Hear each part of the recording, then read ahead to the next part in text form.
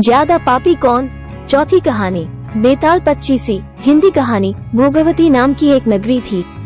उसमें राजा रूपसेन राज करता था। उसके पास चिंतामणि नाम का एक तोता था। एक दिन राजा ने उससे पूछा, हमारा ब्याह किसके साथ होगा। तोते ने कहा, मगध देश के राजा की बेटी चंद्रावती के साथ होगा। राजा ने ज्योतिषी को बुलाकर पूछा तो उसने भी यही कहा।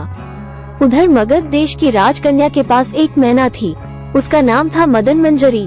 एक दिन राजकन्या ने उससे पूछा कि मेरा विवाह किसके साथ होगा तो उसने कह दिया कि भोगवती नगर के राजा रूपसिंह के साथ। इसके बाद दोनों को विवाह हो गया। रानी के साथ उसकी मैना भी आ गई। राजा रानी ने तोता मैना का ब्याह करके उन्हें एक पिंजरे में रख दिया। एक दिन की बात की तोता मैना में बहस हो गई। मैना ने कहा, आदमी बड़ा पापी, दगाबाज और अधर्मी होता है। तोते ने कहा, स्त्री झूठी, लालची और हत्यारी होती है। दोनों का झगड़ा बढ़ गया तो राजा ने कहा, क्या बात है, तुम आपस में लड़ते क्यों हो। मैना ने कहा, महाराज, मर्द बड़े बुरे होते हैं। इसके बाद मैना ने एक कहानी सुनाई। इलापुर नगर में महाधन नाम का एक सेठ रहता था। विवाह के बहुत दिनों के बाद उसके घर एक लड़का पैदा हुआ। सेठ ने उसका बड़ी अच्छी तरह से लालन पालन किया, पर लड़का बड़ा होकर जुआ खेलने लगा। इस बीच सेठ मर गया। लड़के ने अपना सारा धन जुए में खो दिया। जब पास में कुछ न बचा तो वह नगर छोड़कर चंद्रपुरी नामक नगरी में जा पहुंचा। वहाँ हेमगुप्त नाम का साहूकार रहता था।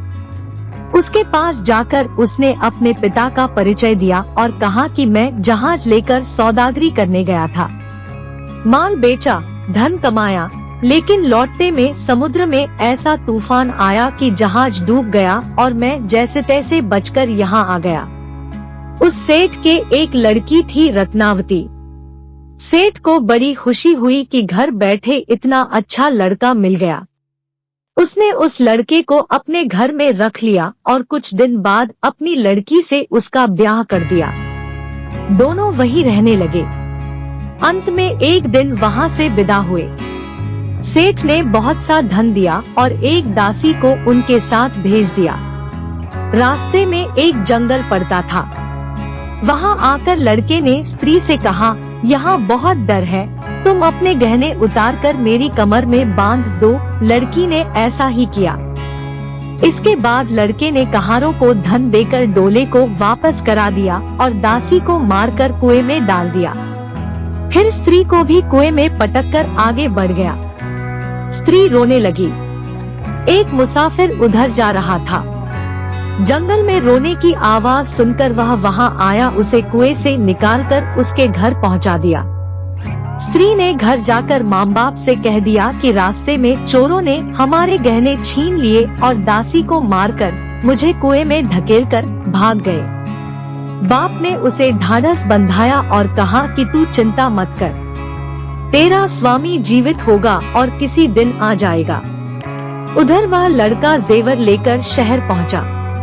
उसे तो जुए की लत लगी थी। वह सारे गहने जुए में हार गया। उसकी बुरी हालत हुई तो वह यह बहाना बनाकर कि उसके लड़का हुआ है, फिर अपनी ससुराल चला। वहां पहुंचते ही सबसे पहले उसकी स्त्री मिली। वह बड़ी खुश हुई।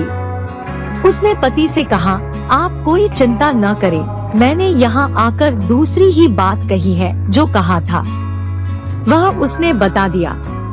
सेठ अपने जमाई से मिलकर बड़े प्रसन्न हुए और उन्होंने उसे बड़ी अच्छी तरह से घर में रखा। कुछ दिन बाद एक रोज जब वह लड़की गहने पहने सो रही थी, उसने चुपचाप छुरी से उसे मार डाला और उसके गहने लेकर चंपत हो गया।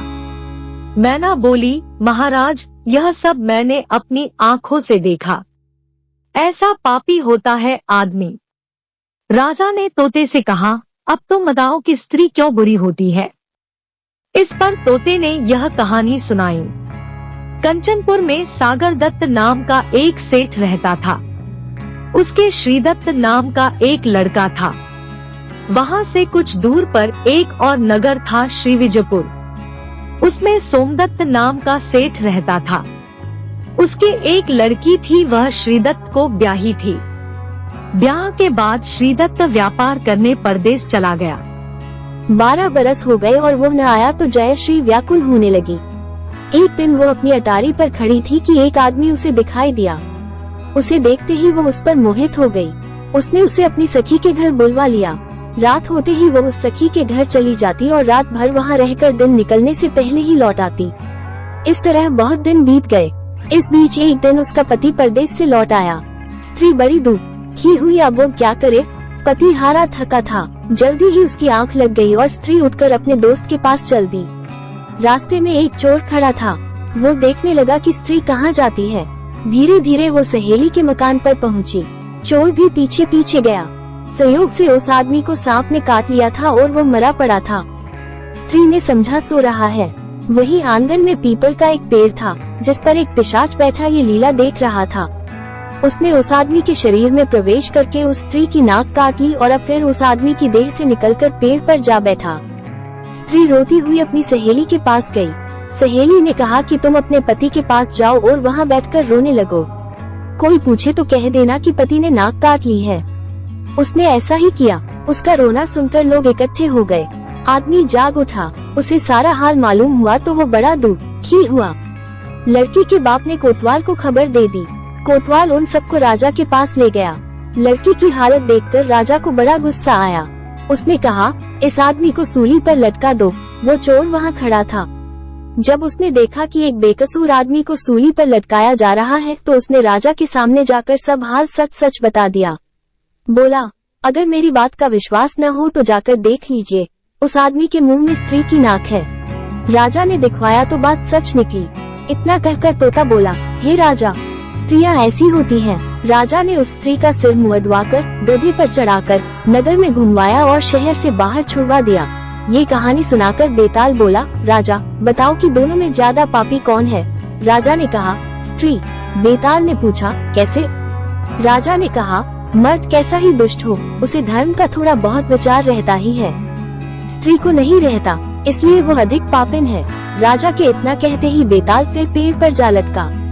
राजा लौटकर गया और उसे पकड़ कर लाया। रास्ते में बेताल ने 5वीं कहानी सुनाई।